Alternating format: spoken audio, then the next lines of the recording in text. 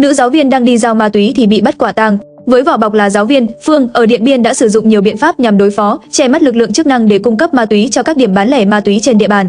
Chiều 28 tháng 4, một lãnh đạo Ủy ban nhân dân xã Quài Cang, huyện Tuần Giáo, tỉnh Điện Biên xác nhận công an tỉnh vừa bắt quả tang một giáo viên ở trên địa bàn xã về hành vi mua bán trái phép chất ma túy. Theo đó, khoảng 7 giờ sáng 27 tháng 4, tại bản Kệt, xã Quài Cang, lực lượng công an xã Quài nơi chủ trì phối hợp cùng phòng cảnh sát điều tra tội phạm về ma túy và công an xã Quài Cang bắt quả tang Lò Thị Phương, 45 tuổi, ở bản Kệt, là giáo viên một trường tiểu học trên địa bàn huyện Tuần Giáo đang đi tiêu thụ ma túy. Thu giữ tại chỗ một cục heroin.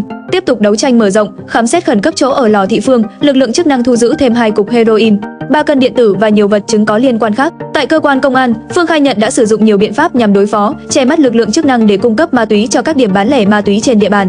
Số ma túy trên Phương đang trên đường mang đi tiêu thụ thì bị lực lượng chức năng bắt giữ. Hiện cơ quan công an đang tiếp tục đấu tranh làm rõ để xử lý theo quy định của pháp luật.